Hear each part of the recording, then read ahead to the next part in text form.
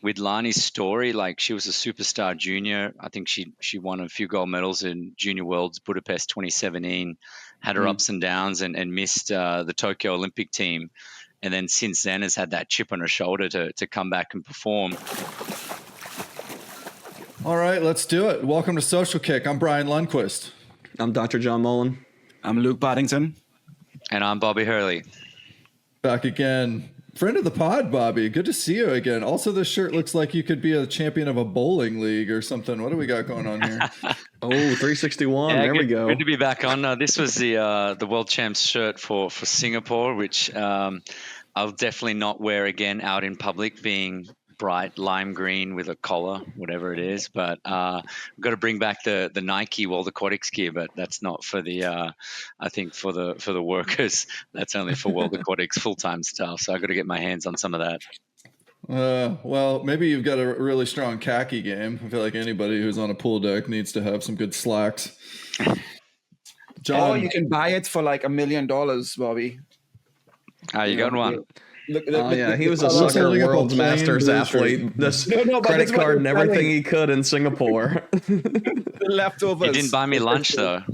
No, he did actually. He did. He spent his entire lunch budget. Yeah, we had a rough weekend on our part. It was probably the worst performance in the history of Social Kick's favorite NFL teams.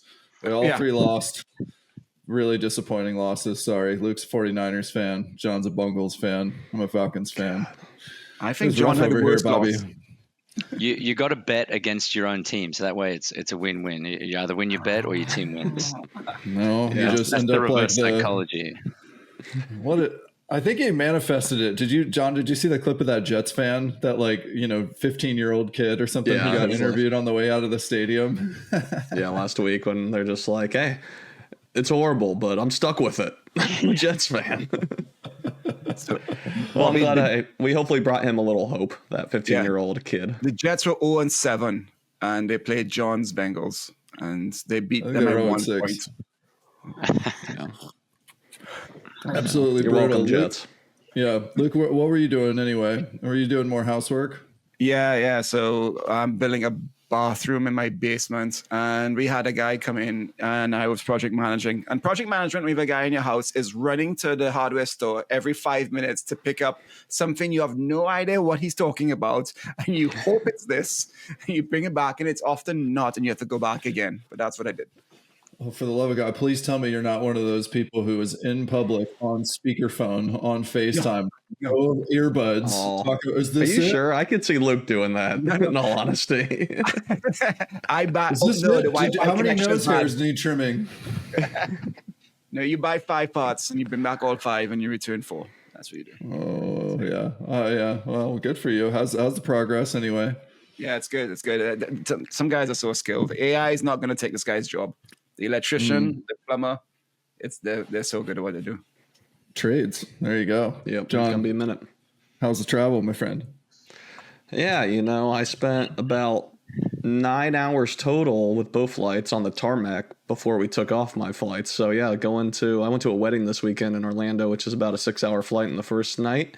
Got on the plane for an hour. Then they had us all get off because the IT system for Alaska was down across the country. Then we got back on the flight and sat there for about 5.5 hours, and then they canceled the flight.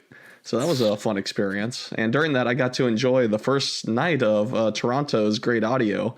Bobby and I were talking about it a little. So talk about a worse situation when you're stuck on a flight because they closed the flight, so you couldn't get off it technically. And I'm listening to Toronto final audios when they're interviewing people, and it's going like this. I'm John Mason. I'm on this airplane about to lose my mind. And then, yeah. So anyways, they got the audio figured out. We'll get into all that. But got to the wedding. Great time at this super snazzy resort where they had like an 800-yard self-made lagoon in the middle of this Orlando resort, but they wouldn't let you swim across it, unfortunately. I was hoping to set a pool record or some shit like that. Then had a wedding and made it back home, so all good.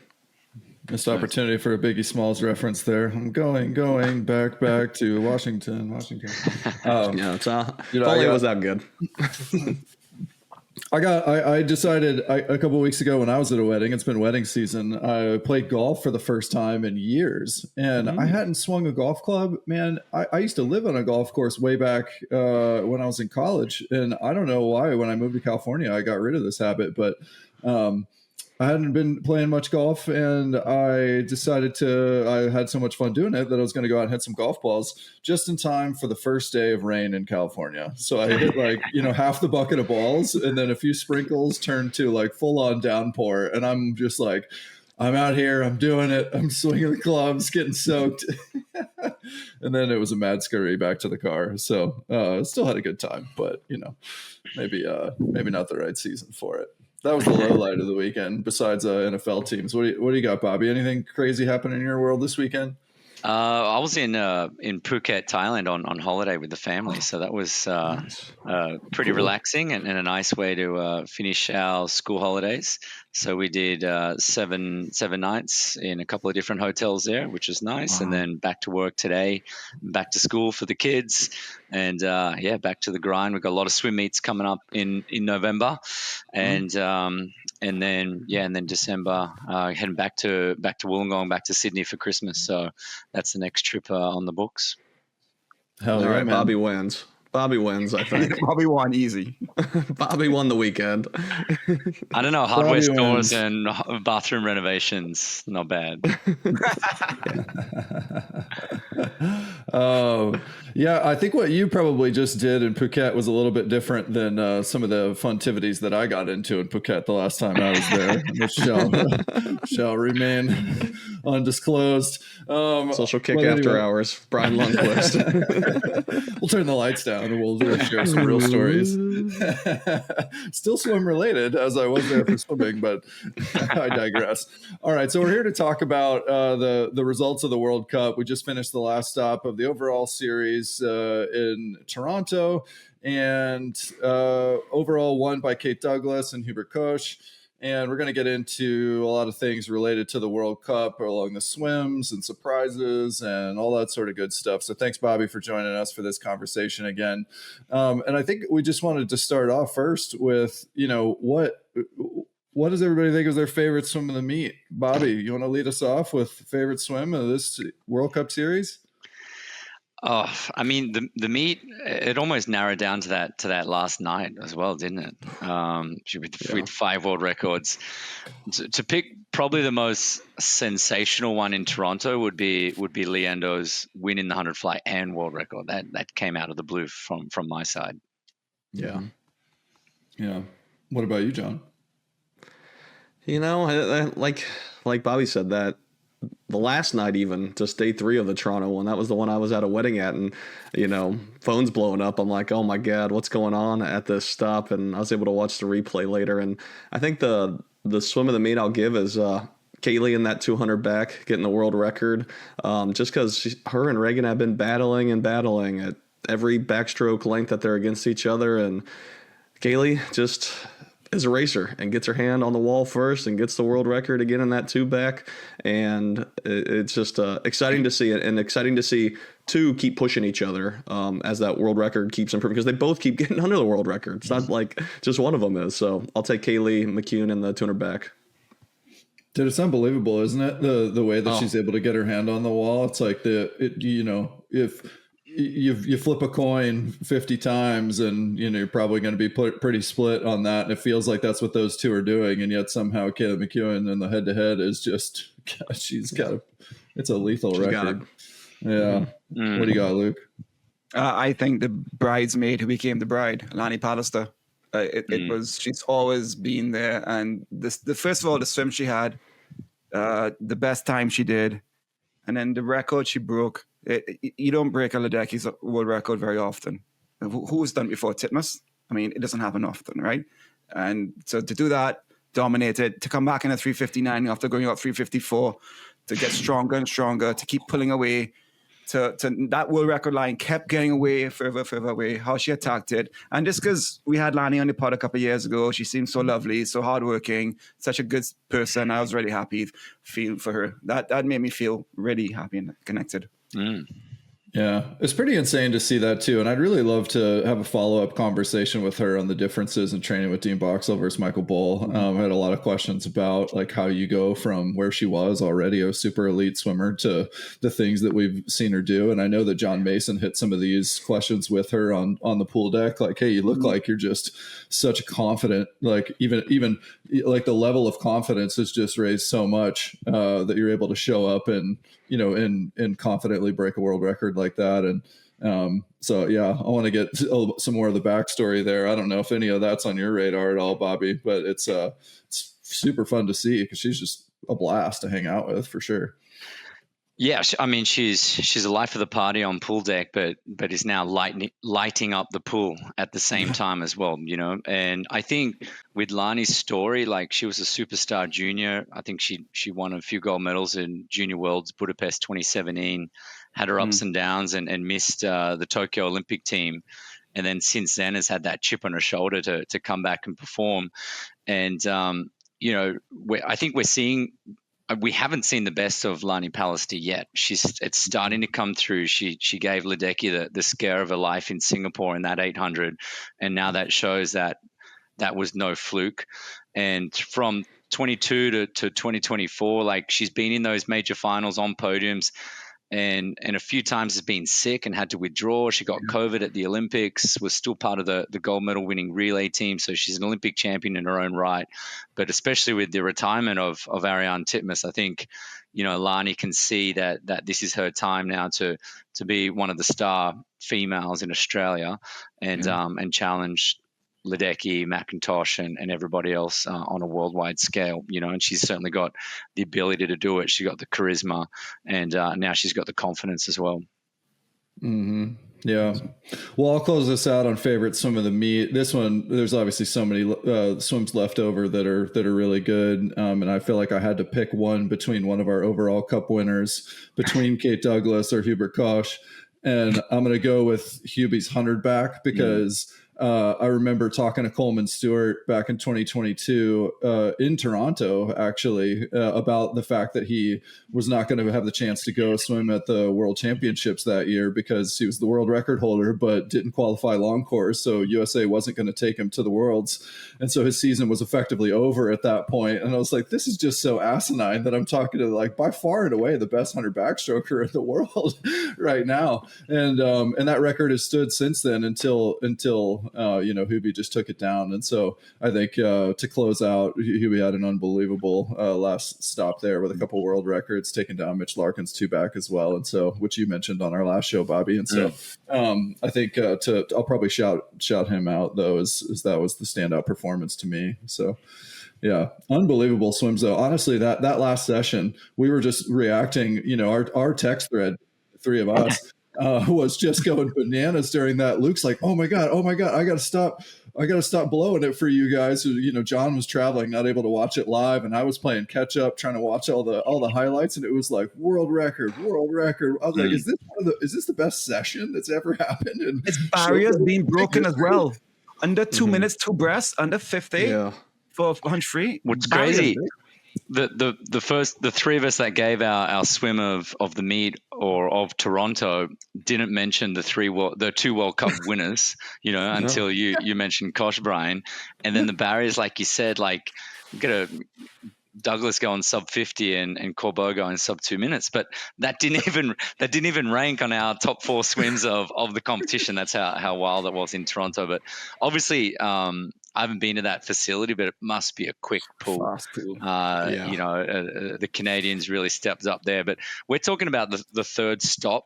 You know, it's easy to say you're going to improve across those 3 competitions and sharpen your short course skills, but like Lani Pallister had a heavy schedule. She swam a 1500 freestyle like 7 days ago, you know, and doing the 400 each time. Although there's no 400 freestyle heat, which I find really interesting now, which gives those guys a little bit more of a break. She swam the 200 as well.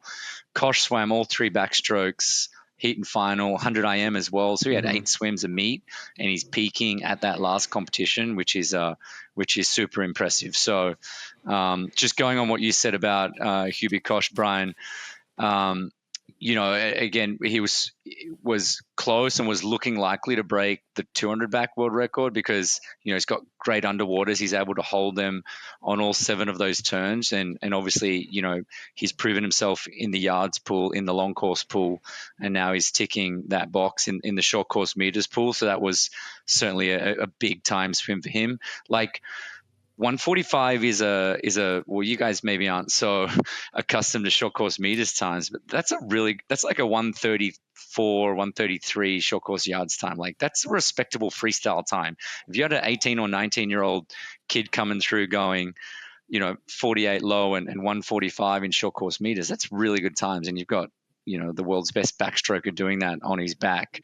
And, for a relatively skinny looking, like not explosively strong Hungarian to be going 22.6 and 48.1 as well is incredible. He actually split quicker on the first 25 of his 100 back than his 50 back. So he was out 11.1 to the feet in the 100, and he was 11.2 in the 50. Like, that's absurd. At his second 25 in both of those races is where he just gets 0.3, 0.4 on the next closest person. So I don't know how he does it, but he's doing it. He's doing it consistently, and he's doing it across all short course, long course formats and under pressure. Olympic champion. Mm-hmm. I want to ask why was, per what you said, why was the third day of Toronto so fast? And I see 3 reasons possibly. I see the Texas kids, the Florida kids getting a chance to rest a little bit and race and get sharper and come down. I see the home crowd helping the home swimmers, Josh Ilya. And then I see the motivation of winning 100K, and I need to set a world record on my final swim to get it. So I see motivation in many ways and rest. Why do you think we saw that last day of day 3 of a 3-stop circuit be the fastest one? I think that's a question we got to ask the swimmers, and people that are living it and breathing it and being there. But it's that climactic end as well to 3 weeks on tour. There's certainly, it really looks like they're enjoying it, especially those top tier swimmers. It's not, this grind where you're across 3 continents in 3 weeks. Now it's, the longest flight they were on was probably 90 minutes at most, right? I don't even know. So the travel schedule's much easier. And then I think the first night lit it up as well in a fast pool. And I think everybody wants their chance at breaking a world record. Again, we're seeing people, Lani Pallister, has done a few short course worlds, but Molly O'Callahan's never properly done a short course worlds. Casper Corbeau, super improved. So we're seeing people just improve on their short course skills and then get the opportunity to race at a high level where there are stakes on hand as well. And it's proving that if you give the world's best swimmers the opportunity to race fast, they can deliver. They're doing that, right? In front of the cameras, producing world-class racing in October, which is not traditionally known for elite level swimming like this at, domestically, internationally, collegiately. October is not the time that you're primed to race fast, but they're doing it. The Texas guys, the Florida guys, like you said, the Australians that had to travel all the way from Australia. It's fair to say that everybody who traveled their way to the World Cup got the most out of it. Yeah, hell yeah. It was awesome, though. I'm with you. I love the fact that there's something to watch in the fall and some good stuff, but then there's also some not so great stuff. And I'm wondering, too, about disappointing swims of the meet, disappointments of the series. What do you think, Bobby? Yeah, tough one when again, like I said, a lot of people who invested their time and money to go compete looks like they benefited from it. I mean, what comes to mind when you say that, like Josh Liendo across the first 2 stops, but he somewhat redeemed himself in Toronto, right? But that progression, 100 fly, like 50.2 to 49, which is his long course PB down to 47.6. Is crazy. I probably expected more from Sam Short.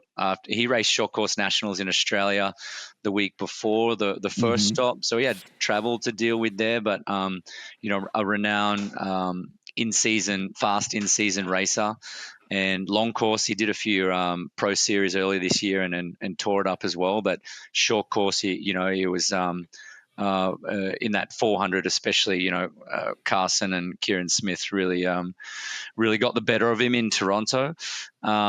And I mean, one other that comes to mind, like Daiya Seto was struggling to make finals.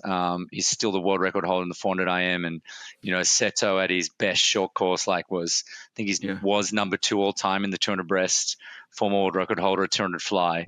And again, I don't know what his story was or what level of what period in his training that he's at and what he's looking to get out of that racing. But to see somebody of that caliber struggling to make finals was a shock. Yeah, I know. I think we talked our last show about how that was just bummed me out watching that. I didn't like watching somebody just loaf it in, especially somebody of that caliber. It's like, okay, well, at least come fresh, come ready to go, or don't come, but also come. I don't want you to not come. Come ready to go. That's what the World Cup's about. So, John, what disappointed you? Yeah, I think on the broadcast side, one thing that disappointed me were the first 2 stops. I'm not going to say what you're thinking, Bobby, but the first 2 stops for a degenerate swim fan like me watching prelims, and there's no play-by-play commentary or anything going on. It's just what's happening at the facility.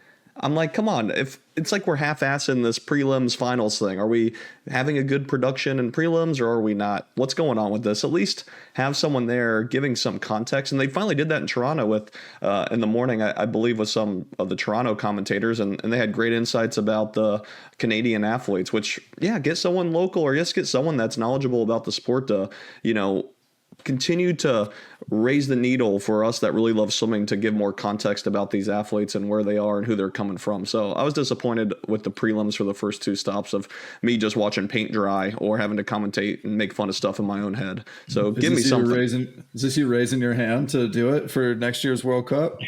First of all, I can't pronounce anyone's goddamn name, so I'd be maybe the worst person. But I'm happy to sit there and talk shit about people and make fun of nuances like Finn falling in during a false start or when he gets called up and things like that. I think that's more my style.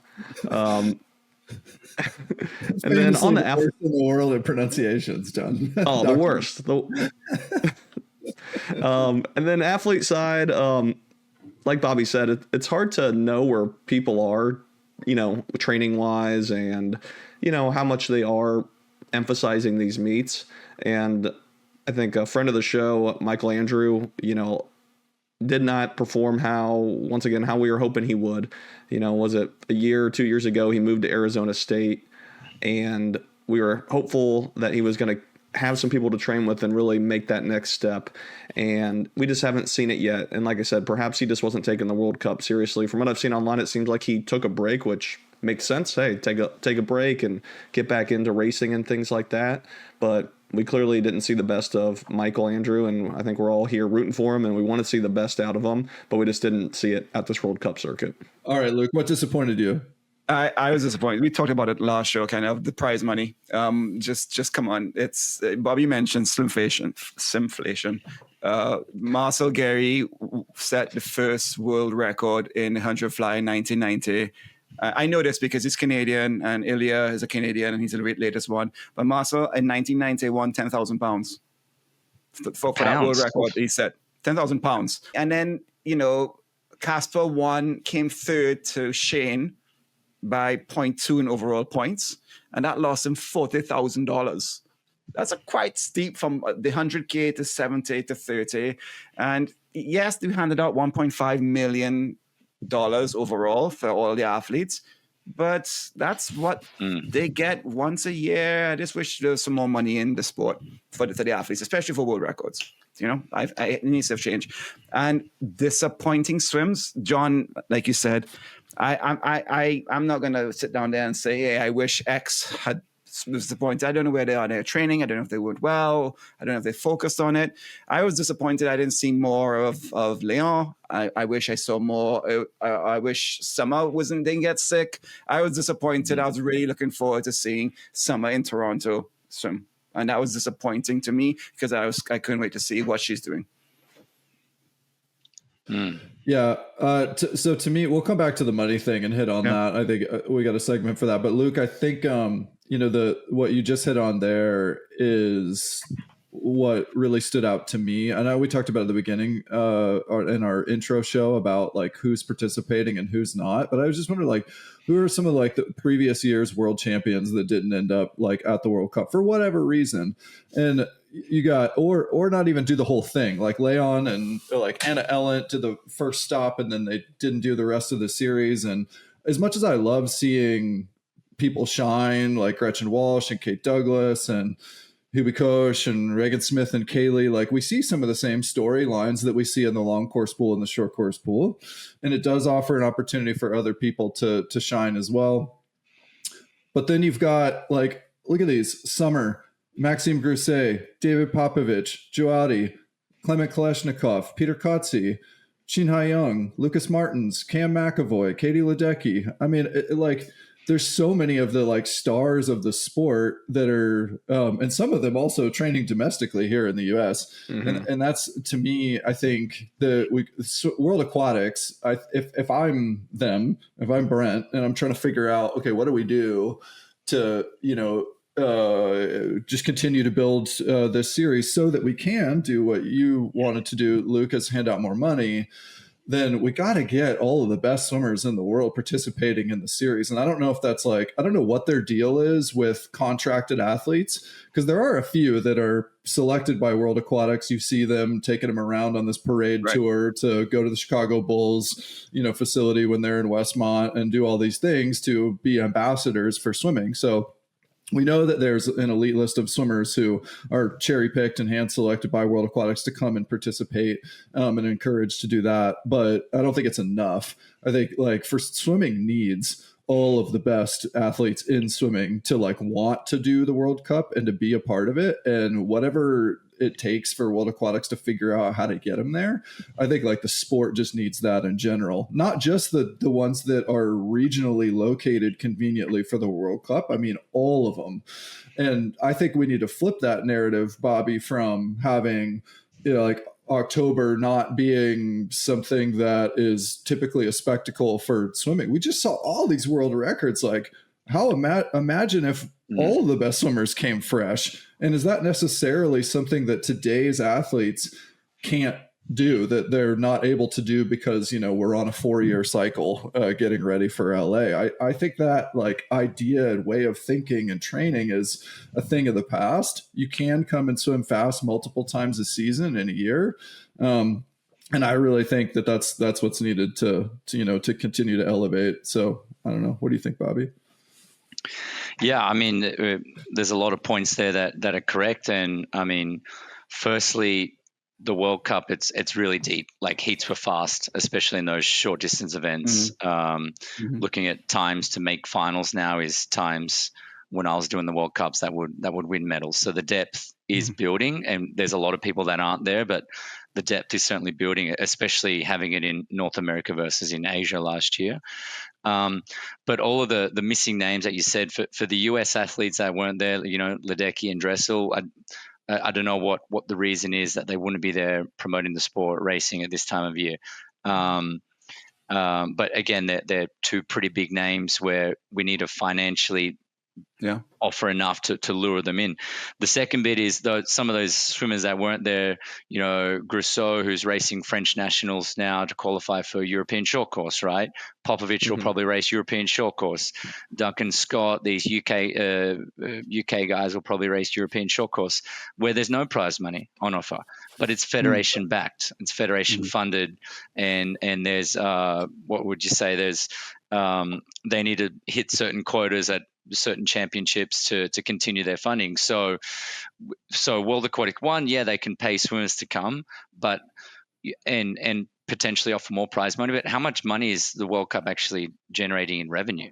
Well, on ticket sales, on recasts, like paying $5 for the weekend to watch it. So how much is actually generating in revenue to then be able to give back in prize money?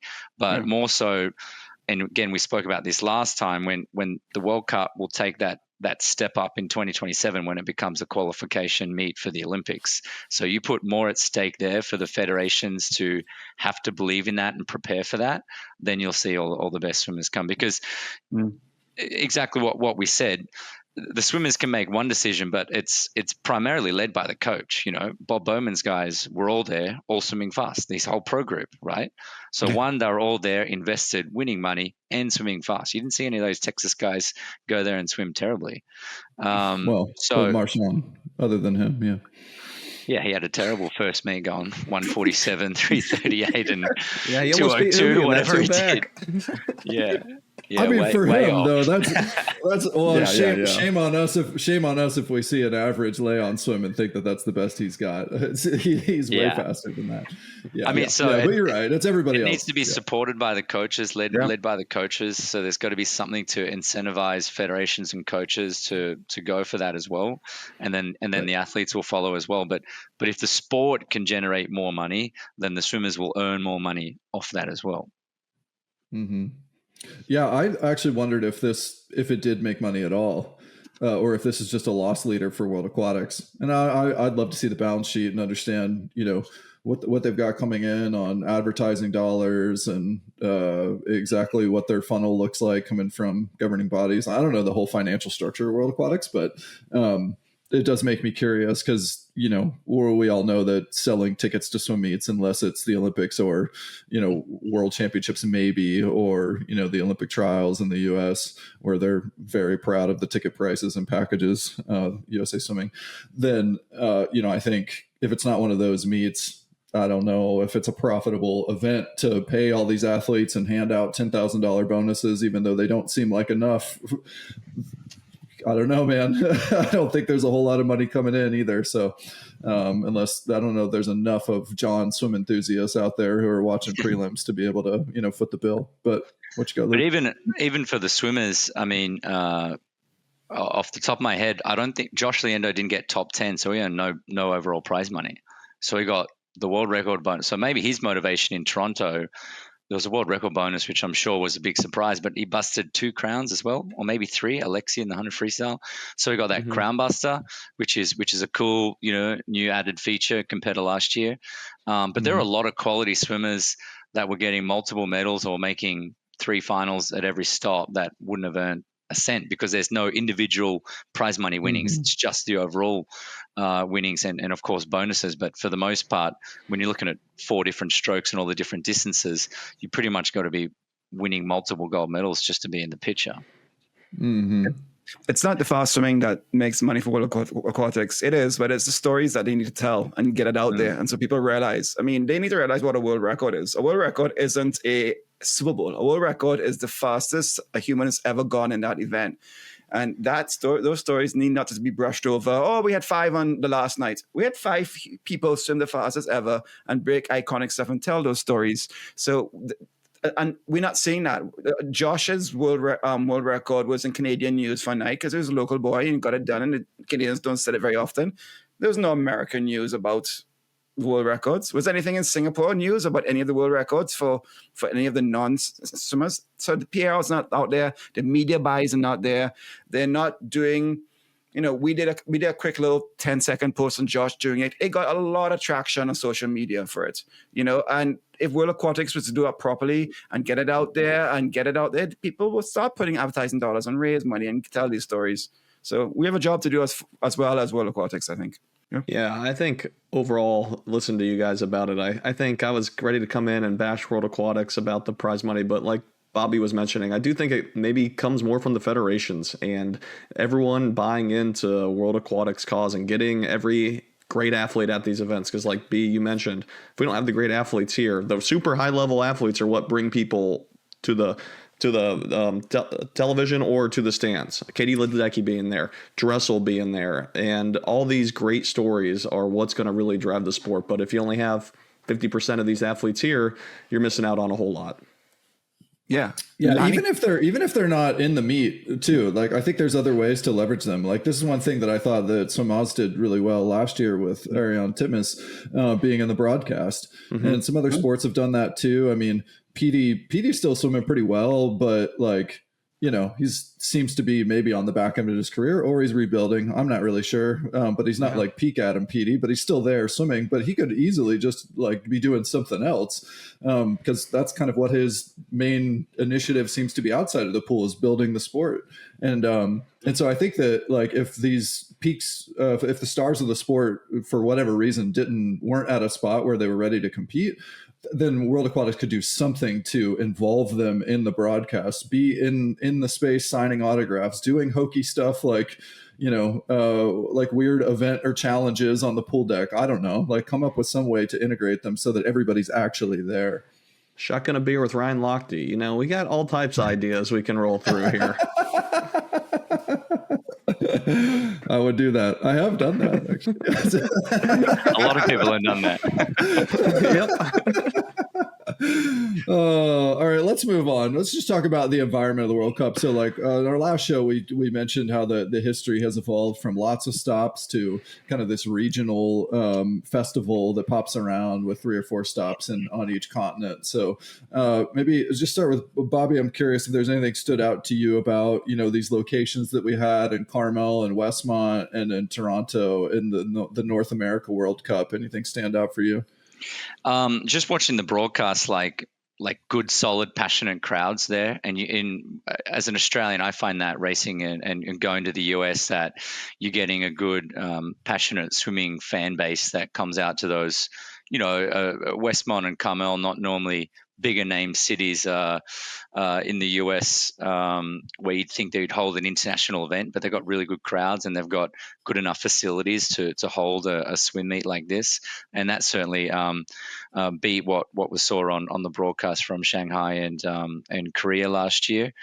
And I mean, and Toronto's crowd and the pool there as well was really conducive to fast racing. But the small amounts of travel and keeping it in that same time zone, this tour was even more compact than last year. It's still like a 4 or 5 hour flight from Korea to Singapore with a time change as well. So it's much more conducive to fast racing with 3-day competitions and 4 days off in between. Most people are only swimming once a day, maybe twice at night if you've got one of those time finals. So it's not the heavy schedules that we saw previously, and that's why we're getting more quality on the times and what's required to make finals as well. So again, the swimmers are stepping up for the conditions that are offered to them. They're swimming faster, the top end, and what's required to make finals. And they're putting on a show in October in front of crowds. So we just need to figure out a way to monetize that, do that more frequently, or make that bigger and bigger and bigger. Don't call it Westmount and Carmel. Call it Indy and call it Chicago, because we don't call it Scarborough. Scarborough is where the pool is. Half an hour from downtown Toronto. Carmel, half an hour from downtown Indy. Do you know? I've never heard of Carmel and Westmont. Like Indy and Chicago would have appealed to me as a non-American Indy, a lot more. Exactly. Yeah. Exactly. Big time. Simple. Yeah. And I think I was gonna say, and I think back to the stop locations and what we saw at U.S. Olympic trials where we filled the Lucas Oil, the NFL stadium, that there can be some more opportunity for growth and trying to push the envelope more with bigger markets. It just needs a little bit more, I think, focus and attention and elite athletes like we've been talking about. And I think maybe a little more spread out. I think, Chicago and Indy are maybe 2.5, 3 hour drive apart. I think maybe one in the Midwest on the East time zone, like you said, Bobby, keeping the same time zone I think is important here. And then maybe we have one in New York or Washington, D.C. or something like that, something a little bit further. And then we expand our vision of what we could maybe fill up with a improved event for the in-person like we saw at Olympic trials.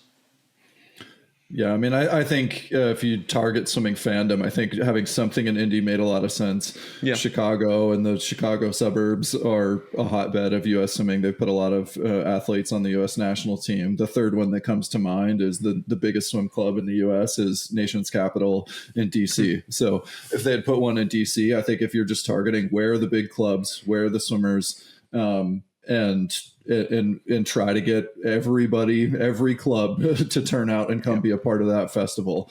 That I think is how you could really leverage the sport and the community to participate so that you can do things like sell more merch, to increase prize bonuses, to incorporate all the faces and create this big thing out of it. So I don't care as much about the regional and where it is. The US geographically is tough for this. It's a big country. So, but if you could at least like hit some of those hot spots, which I think they, for the most part, did with this series, but I think there's still more that obviously can be done, but no shade. I got an idea that just popped into my head that would have worked this year. What if one of the legs, probably the middle one, sinister fingers here, was short course yards? Like, what if you just saw Molly and Lani swim short course yards for the first time ever? Obviously, make mistakes or just smash records. Who else? Smash her face on the wall. Other foreigner that don't normally race yards and just see. Casper Corbo raced college, didn't he? I don't know. Someone else needs to come to mind. Australians for sure. Lani, Pallister doing those events. I mean, I would love one of those stops to be yards selfishly as an American, but I don't know, something different, right? Something to mix it up and more records to be broken. That would be completely different. I mean, you could still offer monetized bonuses for whatever US Open records, NCAA records, whatever, to incentivize the foreign swimmers as well. But I raced yards like once or twice in my life, but you know, and it's an art form in itself, and it takes adjustments as well. But it would just be something that could have been pretty wild, you know.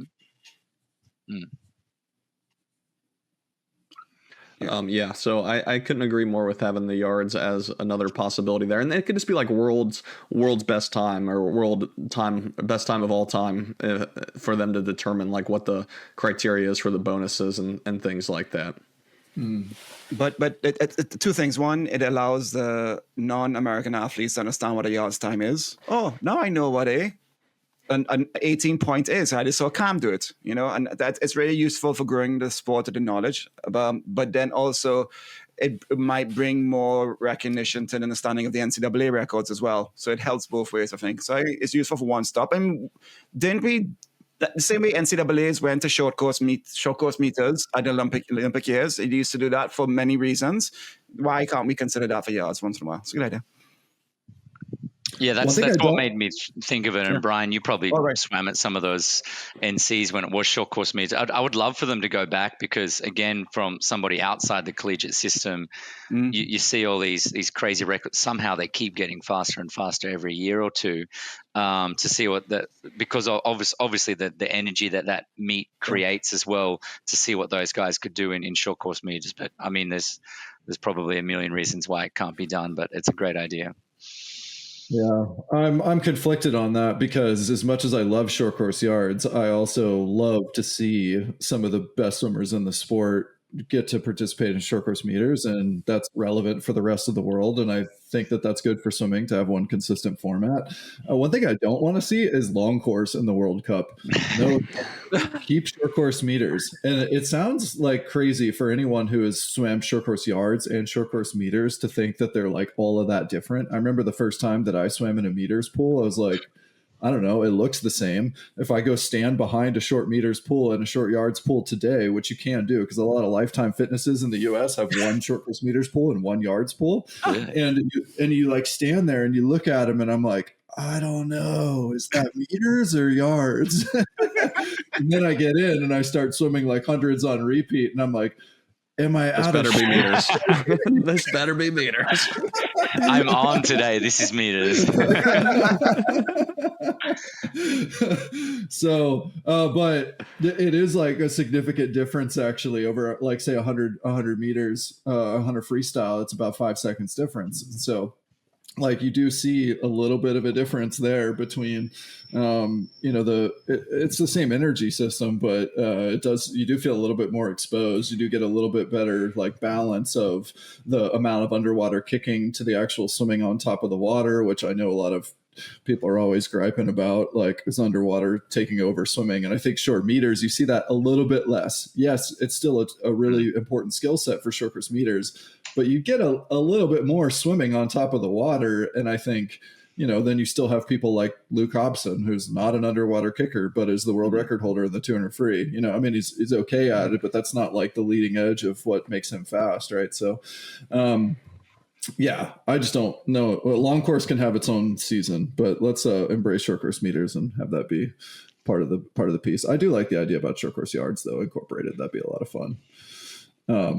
Let's talk about just like, should there be prelims, any other format stuff that we should change, event orders, event like participation numbers, what's on your mind there besides, adding yards to it? Was there anything else, Bobby, that, you'd love to see them make a change to and adapt for future cups? I think from the technical side of the sport, like, again, a lot of those changes have been made, bringing it into a three-day meet with more rest in between. And as I mentioned earlier, like that 4 frees now a straight final. I mean, again, when we're doing 8 legs of the World Cup tour, doing that 400 freestyle heat on day 2 was just like so torturous, but you had to be so fit just to be able to get through that to make the final. I'm not too sure what changes. I mean, you could maybe change up the order of events. Like it was day 1, 2, 3, just continuously all the way through. So maybe you could just add some sort of difference and change to it. For the most part, like, the triple crowns were achieved on the 3rd stop. So it's only really Liendo created a stir on the last leg. But I think from a production, from a technical point of view, the changes have been made in the last few years, and again, the swimmers are delivering to that. Well, what it doesn't have, I don't know if it's ever had, are relays. Now, do you do a relay? Like, how do you do the relays? Do you do a relays per country, or do you just do it like the 4 of us are there and we decide we want to do it? Like, is there a way we can get a relay going? They did relays by country years ago, and then they had mixed relays as well, but there was no prize money on offer. So unless you were sending a youth team, like Australia and the US used to send a youth team, there wasn't much investment to do 4x50 relays there. But again, if you're paying more athletes to go, or if you're putting prize money on that, and then there was some sort of allocated teams, especially from a mixed point of view, you could have some fun on that. But again, that requires the buy-in from the athletes and the coaches to actually do it. Mm-hmm. See, I think you have those magnificent 8 or whatever they call them, notable 9 athletes. They're the captains. They get to pick, 3 other teammates. It's mixed relays, and I don't know, maybe you just do a 200 relay and you get a bonus if you win, something like that. But I agree with Luke. I mean, relays, especially for, college swimming here in America, is the most exciting part of the meet. And I think for the Olympics too, it's very exciting. So to not have that at these events seems like a missed opportunity to me.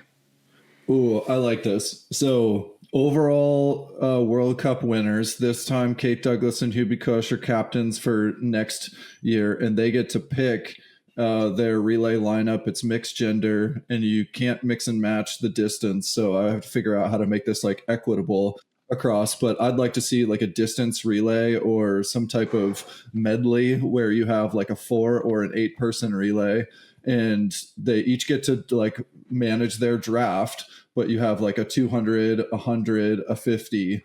And maybe you like can mix some strokes in there too. So we've just got like one relay against another, and those are the 2 captains, and there's like a prize purse for that relay. So the swimmers actually do want to take it seriously because they split the winnings.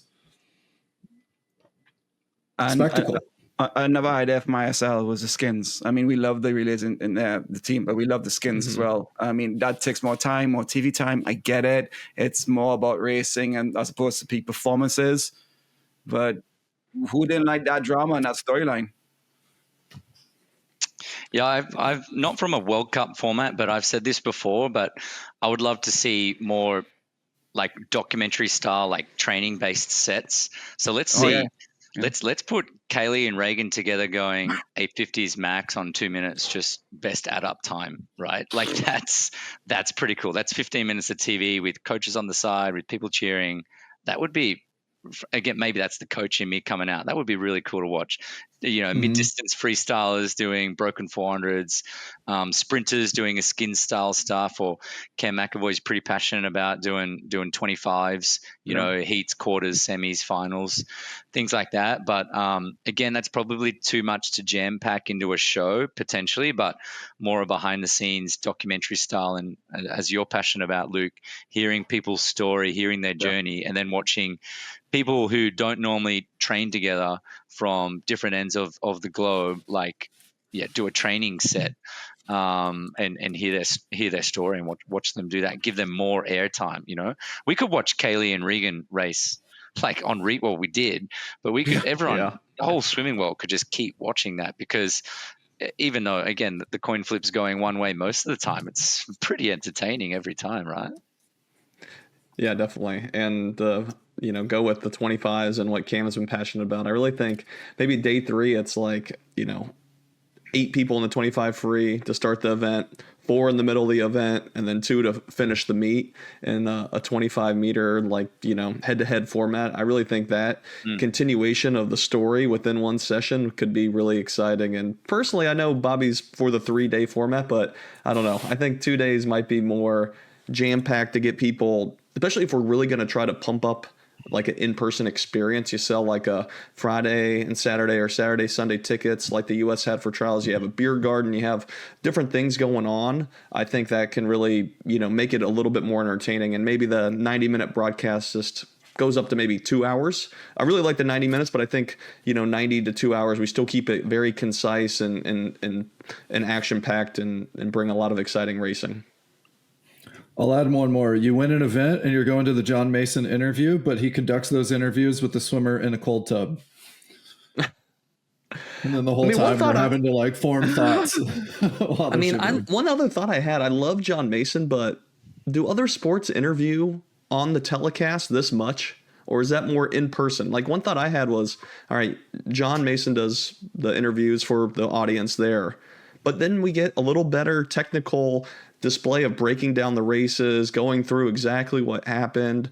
I don't see many other sports having this much interviews for someone at home on TV. I love John. I think he does a great job, but I'm not sure if that is improving the sport or not.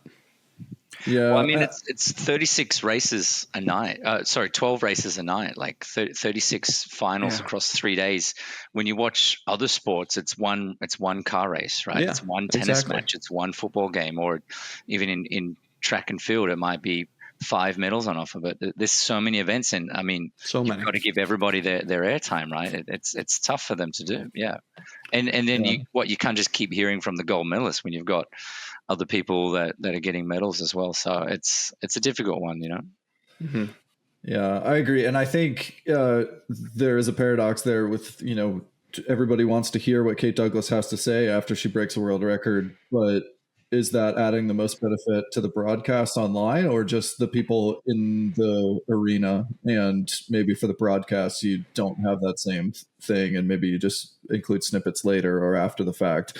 I, for one, this has become more of a thing in baseball, for example, where they're interviewing coaches from the dugout.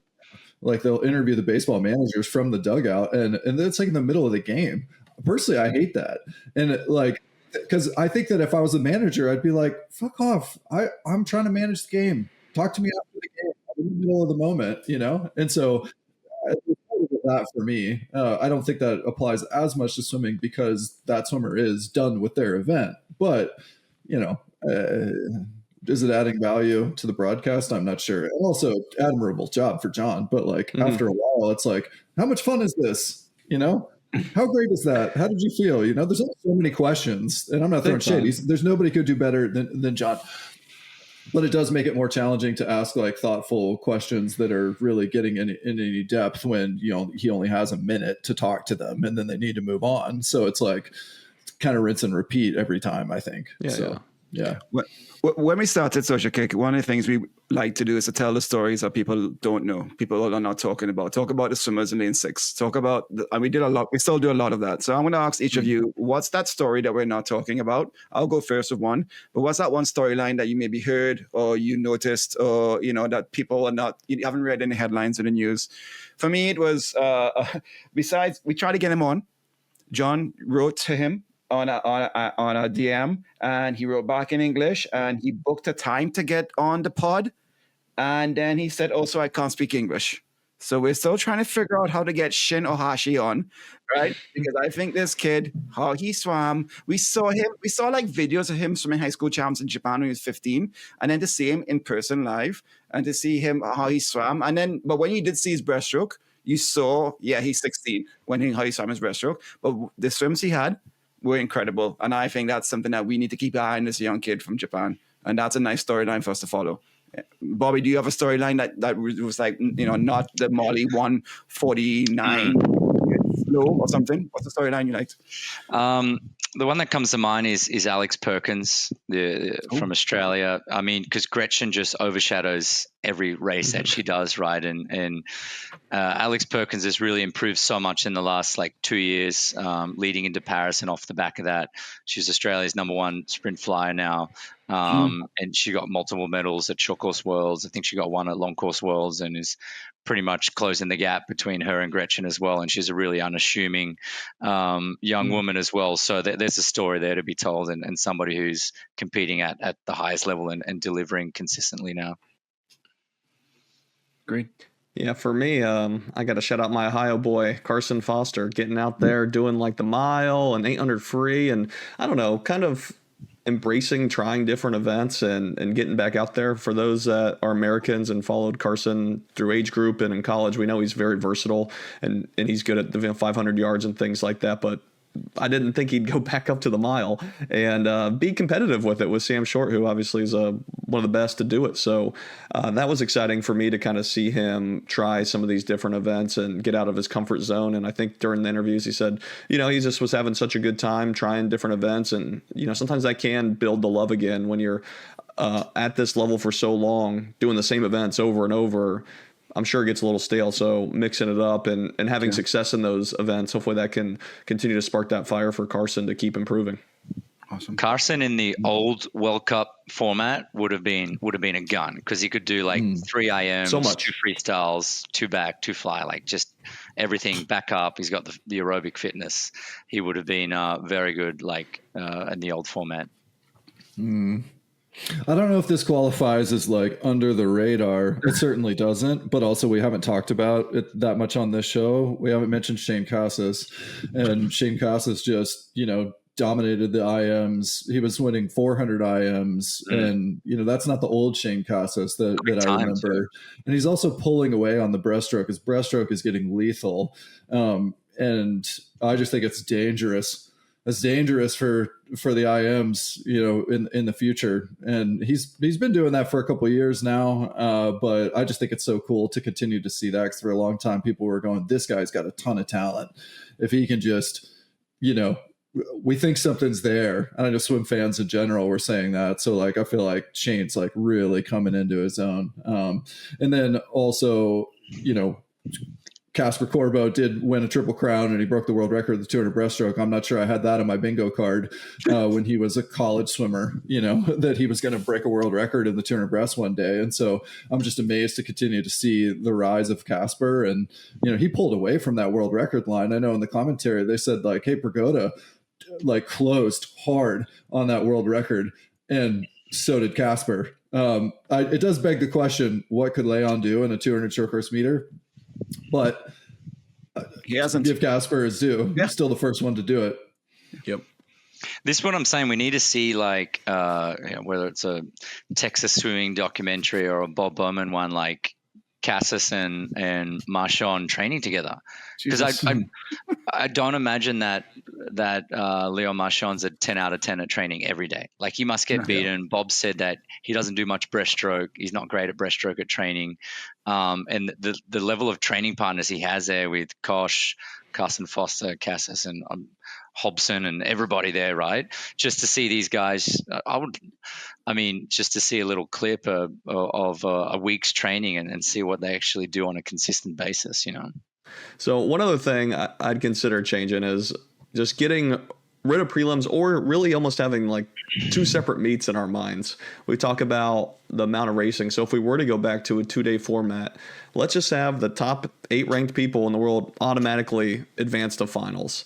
And prelims could be for the club swimmers, still some international athletes that are still getting experience traveling across the world and racing. So those athletes still get some of this flair. But I feel like the telecast in World Aquatics is kind of, half-assing it, or still trying to figure out both, where they're like, hey, we want to have this telecast. We have John Mason there. We're doing all these things for prelims. But then, like I said earlier, there's no play-by-play commentary. You're wearing athletes out, or Gretchen's winning by 5 seconds in the 100 fly in prelims. I don't need to see Gretchen do 100 fly in prelims. she's going to make finals unless something catastrophic happens. So I really think that would help save the athletes and allow them to perform at finals at that big stage even more. And that's what draws in the crowds, in my opinion. Yeah, I couldn't agree more. Go ahead, Bobby. Yeah, I think I'm not sure logistically or technically how that would work to know who's going in. Yeah, that's a challenge. That's for somebody else to figure out. But I think we've got two things here. We've got like a made-for-TV 90-minute plus production. Then you've also got the world-class athletes that are there for racing experience and other things. And then you've got what you guys always reference, the fan experience, making sure that the people in the building are enjoying that experience and want to keep coming back. But that fan experience is going to be more than 90 minutes, right? That has to be longer. That has to be behind the scenes. But the TV package deal has to be around the superstars and the quality of swimming that we're delivering. And it's got to be action packed. So there's different ways to split it up, but there's no answer to it at the moment. But obviously the changes are being made, and they're slowly being made every year. Bigger changes probably 3 or 4 years ago. So I think World Aquatics are taking steps in the right direction. One thing that I think triathlon gets really right, or that the organizations have figured out, because there's Ironman, but then they've also had this pro triathlon series, the T100, come up, and T100 came up saying we're going to be the pro series only. It's only for pros. There's no age group participation. It's kind of like ISL was, right? And what they learned though over time is you need those age groupers to feed the revenue model. Otherwise, these events just can't sustain themselves. There's not enough fandom. You get fans there through participation, and there's an appeal to being on the race course and seeing the professionals come by and go, oh my God, they're going so fast. So I think that there's some element of that with swimming, where I don't know if the model of only having age groupers do prelims and then the pros swim at night necessarily solves for, I get to be on the pool deck and see what Gretchen Walsh looks like walking by on the pool deck. I mean, I remember the first time I walked on a pool deck and saw Phelps walk by, and we're the same age. And I was like, whoa. And so I think there is some of that where they need to keep that magical moment for those participating athletes. That could be masters swimmers too, by the way. It doesn't have to just be age group swimmers, but there's some kind of Get Luke's checkbook out. Yeah, do it. Luke's into it. I was going to say I see value for prelims, even for the elite swimmers. The Aussies, the Americans getting to dial in meters in the morning. Still, they can go 95%. The Aussies getting a little bit more racing to get ready for it, not diving in fresh. So I think there's some value for getting the pool and dialing it in, as opposed to coming straight out of a Bowman set and then diving into 100 back all out. Let's go. And also maybe there's a little bit of sportsmanship or gaming going on. I mean, did Reagan try to get a couple lanes over from Kaylee in that last 2 back on purpose, or it just happened that way? I don't know, but they're professionals though. Like, I hear you, but they're professionals. They do this like over and over again. Come ready to go. That's what warm up is for.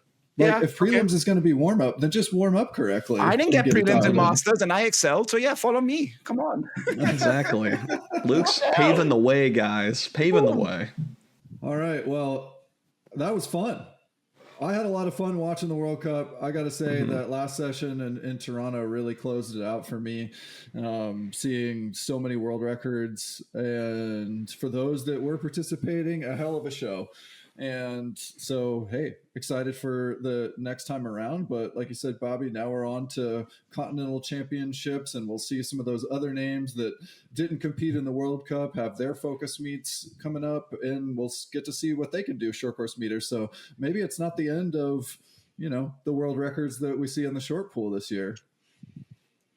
I think that was the number one night of World Cup racing that I can remember. 5 world records and pretty sensational world records as well. I think even in 2009 there weren't that many on a single night, or there might have been, but the way it was done to finish in Toronto, that went out with a huge bang. Oh yeah, John, any closing thoughts? I know I'm may sound harsh on some of these things, but overall, I had a great time with it, like B said. And I do think the 90-minute finals product and the level of swims, especially on the female side with all the world records, but everyone, I think, did a great job. So I really enjoyed this. And like Bobby said, I think it's moving in the right direction for sure, which is great to see. It's I get to flex my Canada passport. Let's go Canada. Well done, Pan Am. That's all. It's always got something for the video watcher. All right. That's it for this episode of Social Kick. World Aquatics, if you need somebody to commentate the prelims for next year's World Cups, look no further than Dr. John Mullen, as long as you're okay with getting some names wrong. Otherwise, if you want a true professional, we've always got our professional bowler, Bobby Hurley, right here. Thanks for hanging out. We'll see you guys next time. See you guys. See ya. Bye. Hey everyone, thanks for hanging out with us. If you enjoyed this episode of Social Kick and you'd like to see more, subscribe to the channel. And we love talking swimming and we'd love to talk about swimming with you. So leave us a comment and we'll see you next time.